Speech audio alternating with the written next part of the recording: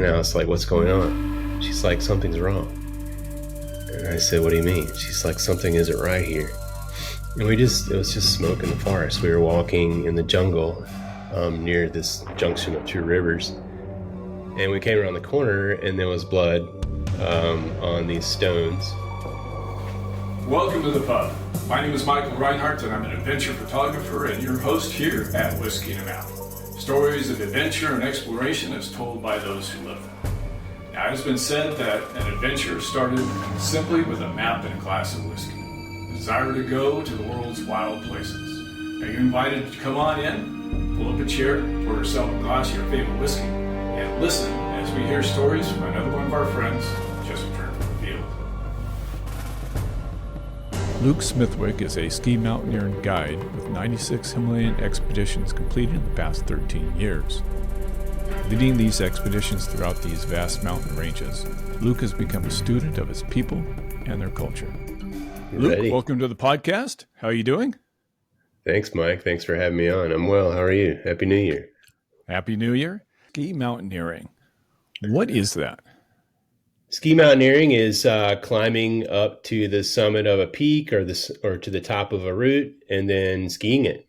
So a lot of mountaineers, they in the Himalaya, they come over and you climb from camp to camp and then finally to the summit if the weather's right, and then you hike back down. But as opposed to hiking back down, we ski back down. So it's I've always been of the motto that if you can ski it, then why not ski instead of walking? So it's more efficient. It's great for moving between camps when you're acclimatizing and climbing up peaks. And then it's great for your final, your summit day and your descent back down. So this has to be pretty difficult terrain to come down. Mm-hmm.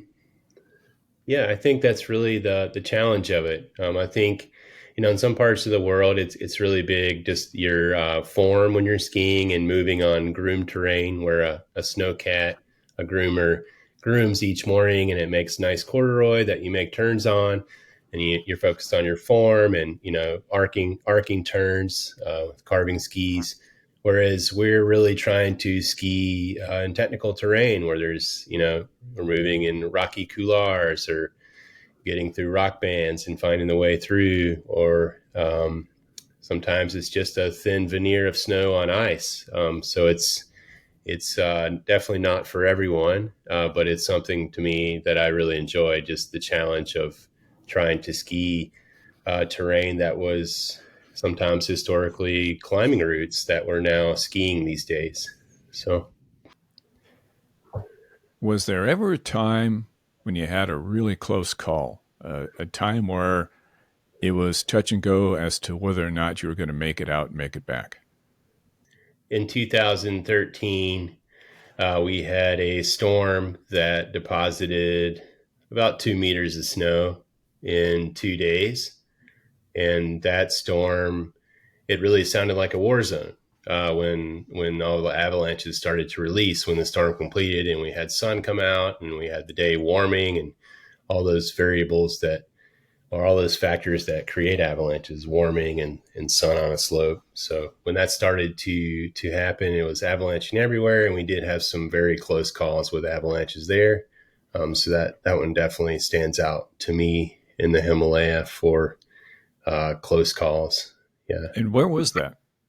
I was in the Garhwal Himalaya. The Garhwal is where Meru is. People have heard of Meru, and Shiveling.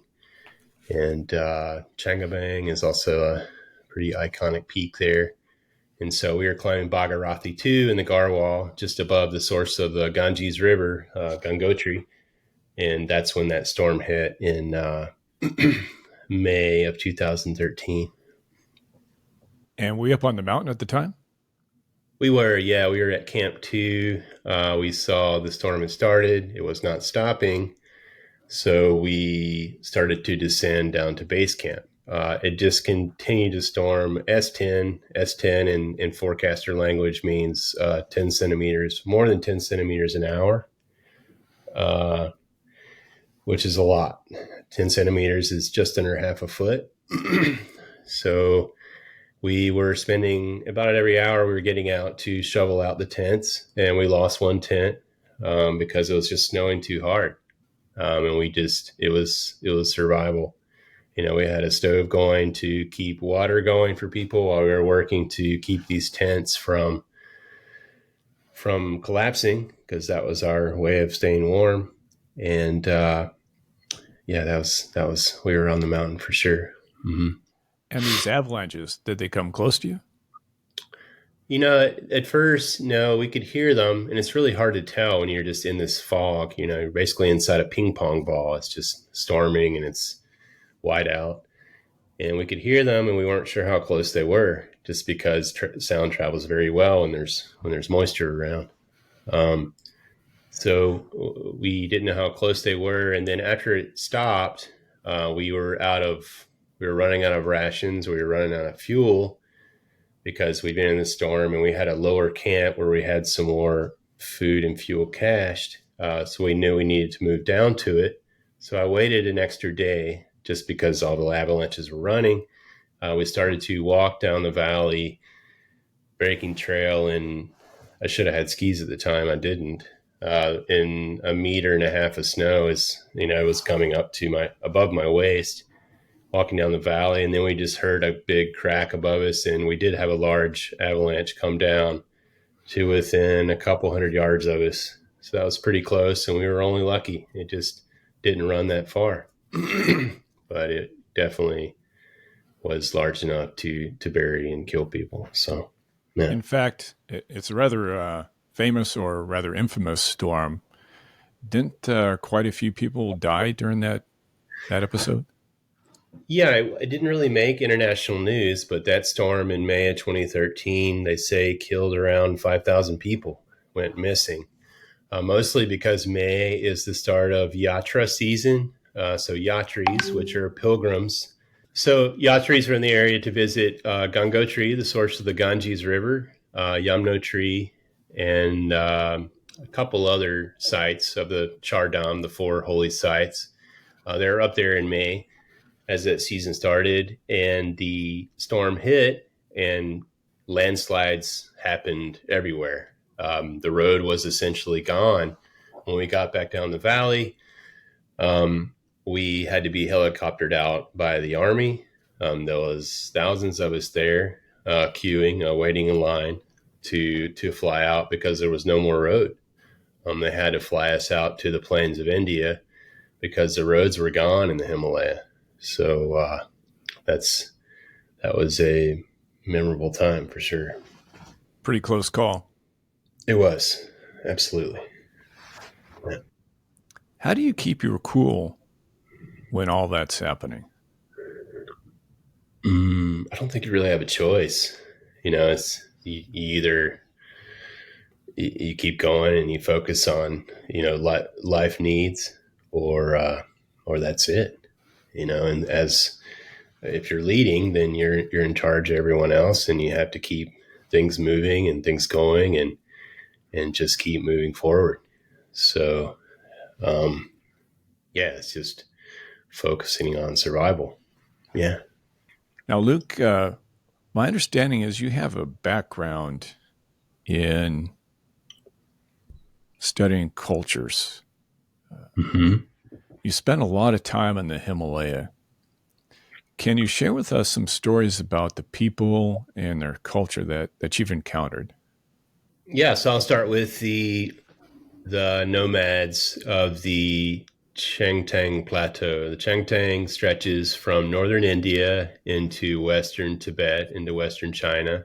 They're called the Changpa. So Chang means north, and then Pa means people. So the Changpa are people of the north, and they move around with the grass throughout the calendar year. They usually have anywhere from 100 to 1,000 head of sheep and goat, ralug. And the ralug, the sheep and goat, usually graze together. And they move with the seasons. And so it's fascinating to visit with them and see how they thrive and live their lives. The reason why they do it is the goats of their flocks are pasham.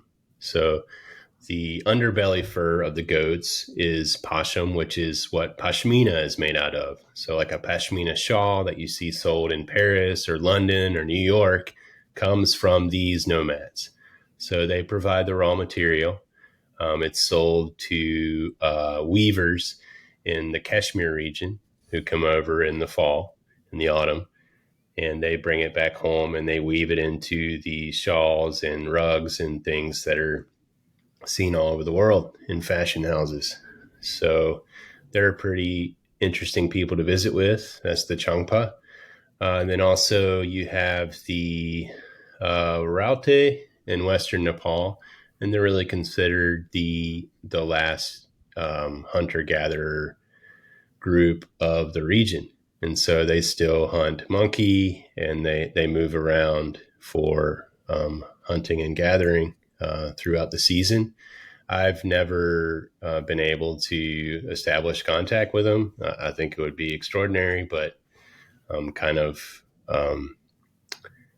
it's never been able to happen. So the Raute, the Changpa, let's see, more popularly are the Sherpa. So Sher means east, and Pa means people. So it's people to the east. The Sherpa originate from northeastern Tibet. They've migrated off the Tibetan plateau down into the river valleys of Nepal over the past 1,500 years in various diasporas and various migrations over time for new grazing land. They generally inhabit the higher reaches of the Himalaya. I think part of that is where, it's because they keep yak. Yak is a big part of their culture. And also because of being some of the final inhabitants to move in. So you have the Rai and the Tamang and other cultures that are down closer to the rivers. I think because of they were the first to inhabit the valley, and then also because of they live a different lifestyle than the Sherpa. So those are a few cultures that I have friends who are from those cultures who have come to know through the years. I've just always been impressed by people's ability to, by the time they're 18, they can build a house from the land, just from things around them. And they're really in the more remote areas are still living a subsistence lifestyle where they live off the land. Maybe they purchase sugar or they purchase tea, things that they can't grow at high altitudes. But I've always just really loved to learn how they make things and how they, these tool technologies they pass on, and how the elders are trying to maintain that. And that's rapidly changing in the past decade. A lot of the youth have gone away to school in Delhi, they've gone to school in Kathmandu, or even overseas. And so it's a real battle, I think, for some of the elders to try to maintain some of those life ways. As concrete moves in and different styles of construction, to see some of those ways of life lost. And I think that's just progress. That's just the way things go anywhere. But I'm always trying to document and write down what I experienced that I consider very important to maintain traditions. I'm very interested in things I think that most of the planet simply doesn't have time to or doesn't really care about. If you look at just a corner of Nepal, you have these very high mountains that are up to 28,000 feet separating two valleys. And if those two valleys are separated, you have completely different cultures developing in a very small area. So to go 1,000 miles across the Himalaya is a very long way. So to me, it's fascinating to see how those words and how these ways of construction, or how even like a tool, how it got from one area to another. So I'm always on an expedition. I think a lot of climbers are just like, let's get to base camp, whatever. For me, every day I'm like talking to shepherds, or I'm talking to the blacksmith for the region. I'm just curious to learn how they learned what they learned and where it came from and why. And I ask a lot of questions, and I think people sometimes are they're like, why are you asking me all this? But I just find it fascinating. So yeah, I write down all kinds of random things that I experience that I find interesting, that don't really have a thread of yeah, a thread of thought always. Yeah. So It's fascinating. And for most people, just to get a glimpse into that culture mhm. is rewarding. If you could tell us the story of meeting that shepherd and how it came about that you were privileged enough, lucky enough, I guess, to see a snow leopard. It was really we came up to what's the name of the village? Nirak. Nirak is it's like 2 days in on the Zanskar Gorge. The Zanskar is a large glacial river in northern India that originates in the Great Himalaya range and flows down into the Indus. So I guess it'd be like a second order stream. And so we were in that valley, and we were just stopping in Nirak like we normally do. It's kind of a stop off point for going into different areas of that part of the range. And someone just mentioned that had been once seen up the gorge the day before. And so the next morning we got up early and started walking and just managed to see it like clambering up a cliffside. And the leopard in that gorge, just like anywhere, they feed on blue sheep, they feed on marmot, they feed on ibex, and there was an ibex kill in the area. So we just got lucky. So it's kind of how that. How did it feel standing there and looking across and finally being able to see that snow It's leopard? unreal. It really is. There's such an amazing creature to like be this large cat thriving in the high Himalaya is it's wild to see. So it was pretty special, and I wish the cat would have hung out longer. We didn't get to see it for very long. So yeah, it was neat. In your travels through that area, I imagine you've come across and witnessed different cultural festivals and rituals. Do any come to mind that you can tell us about? Yeah, I think what really stands out is there's still sacrifice in the Himalaya in some places. There's also traditional dances annually. There's also festivals. And so I have happened upon some of those throughout the years, and also just scheduled and planned to go to some just because they're so regionally famous. Some of the larger monastery festivals for Buddhism in northern India, I've gone to see the mask dance, the cham ceremonies, and then also happened upon um, other rites that were taking place in Hinduism and in Islam and in animism and in those faiths. I got to ask the ritual sacrifices. Tell I us think about that those. one was for the one that stands out in my mind. We were in far west Nepal. And far west Nepal is quite different than, say, like the Everest region. The Everest region now is quite developed for trekking and for tourism. Now there's lodges, very nice lodges you can stay in, and there's apple pie you can get in German bakeries in the Everest region, and it's lovely. It's really nice to go there and experience. In far west Nepal, there's not really tourism infrastructure. It's people living their lives. And so we were sleeping in cornfields. We were chopping down old corn chaff stalks to make a place to sleep and staying behind schools. And that was why we went there, because we wanted to get away from like a more tourist experience. And so we were out there and we were approaching Api Nampa, which is Api is a 7,000 meter peak out there. And so we were on approach to there, and we came up to a sangam. Sangam in Sanskrit is a junction of two river valleys, and so we came up to one of those. It's also called a sundo in Tibetan or in any of the Tibetan dialects. And so we came up to that area, which is it's auspicious in Hinduism, in Buddhism, in both those faiths. So we were coming up to that, and we smelled smoke, and we saw smoke coming through the forest. And my friend who was with me started to get really upset.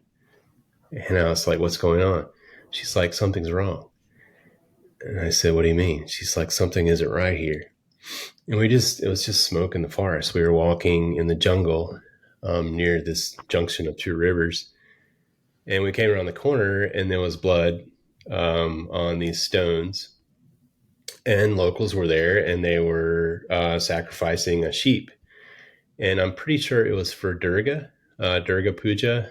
So Durga is a particularly wrathful Hindu goddess, and so they do that for to appease her. And so that's kind of what was going on there. And so yeah, that was kind of that. That's what happened with that experience. So yeah. Well, what do you make of your friend who had that strange feeling as you're walking through the forest? What was that all about? I don't know. I'm not sure why she felt that way. I thought it was quite odd. I still question her about it to this day. I don't know why she did that. Yeah, I Well, really what don't. did she say? She just said it didn't feel right. Something felt strange. And I guess she, at that particular time, had some sort of premonition. I don't really know. I don't know. I'm not a superstitious person. I don't really know. Yeah. Interesting. You Yeah. talked about observing the Cham or mask festivals. We've had a number of guests who have described mask festivals all over the world. Mhm. The ones that you attended, can you tell us about those? What you saw? Absolutely. Yeah. So Cham is, annually Buddhist monasteries, they bring all the masks out of their lakang. The lakang is the prayer hall in the center of the Buddhist monastery. And so each mask represents a particular character or god or bodhisattva. It can really, each mask can represent all sorts of things given the monastery and the particular sect of Buddhism. So they don these masks, they put them on, and then they come out and they do this dance around the courtyard. It's usually in a bit of or it can be in a bit of a circular motion, clockwise motion.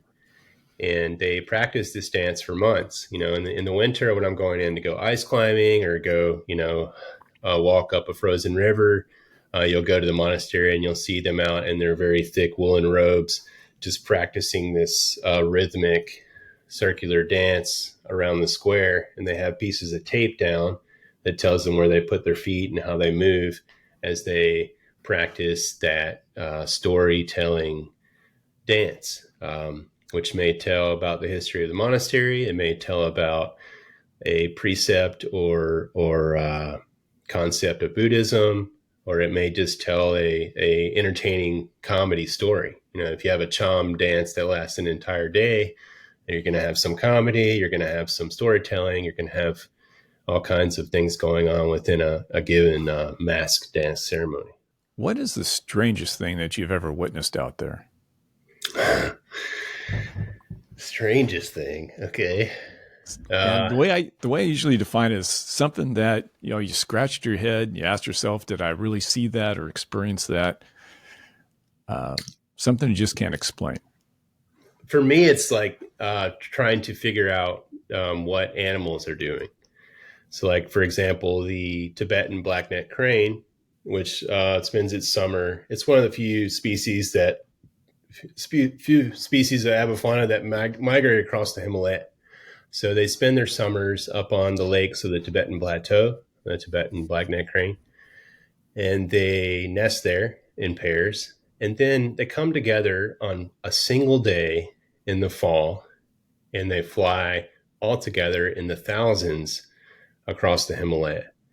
So it's always been a mystery to me how all these flocks come together on the exact same day. They don't have phones. They don't have, there's no like radio call. How do they all know, all these nesting pairs across the Tibetan Plateau on all these different lakes, how to come together in a single lake, in a single valley all rise up and fly together across the range. It's kind of a mystery to me that I haven't really figured out. So I think that's pretty strange. Like, how do they figure it out?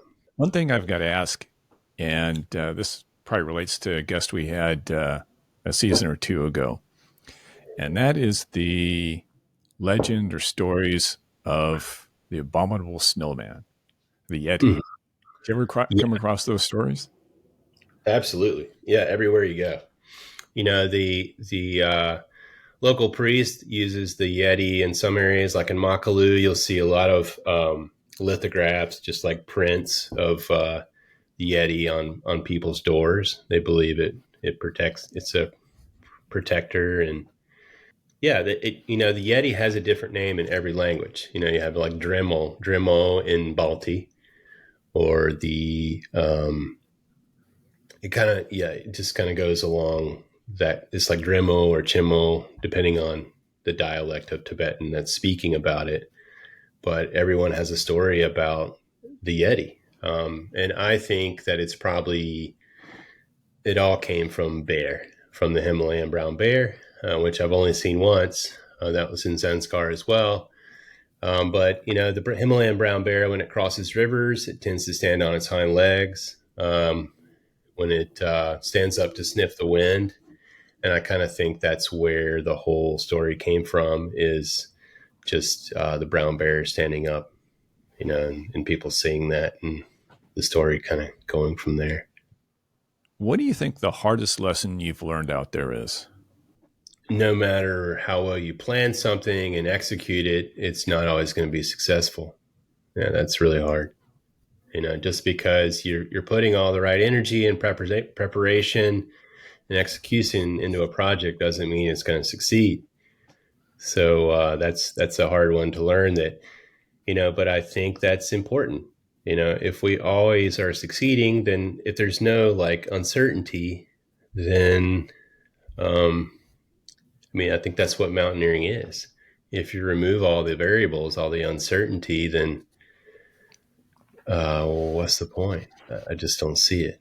So I think that's important. But yeah, that's been hard for me to learn, that sometimes it's not always on. And that's really also a big part of that is what we're focused on. I'm more focused on unclimbed peaks and places that, on first ski descents. And so when we're going out to these mountains, a lot of times there's no prior record. We just have a photograph, some, grainy photograph. Google Earth really isn't that great for these areas because there's no economy there. So there's no reason for Google to really have much detail in these valleys. So I have an image from Google and it looks like a scree field, but it's actually a talus field, with giant boulders. So we can't make base camp there. We can't, there's a lot to figure out. And so, when you're trying to make first descents and first ski descents, there's a good chance you may fail. So yeah, that's been the toughest lesson to learn for sure. As a leader of these expeditions, what do you find is the trait that makes a successful leader versus one who is not? I think setting expectations, like right from the get go. It's like the day that people arrive, or if we're talking at home, I set expectations right away that we're not sure we're going to succeed at this. And so just what I was saying to you, I say to others because we don't really know. And I think for some people that would be maddening. They'd be like, no way, I'm not going. And it's like, yeah, in some ways, but for some people that adventure and that the unknown is very appealing. It's definitely not for everyone.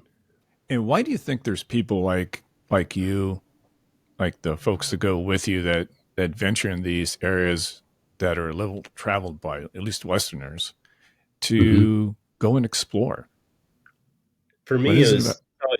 I've like the wilderness has held a strong appeal to me. So the reason why I go in the mountains is to get away from the crowds and to get out and to use skills and to challenge myself. And so I really think that you have to go a bit further these days to have those experiences. And I think they're more memorable too, in a way, because you're all a team working on it together, and you're using, yeah, like I was just saying, you're using all your skills to try to figure it out.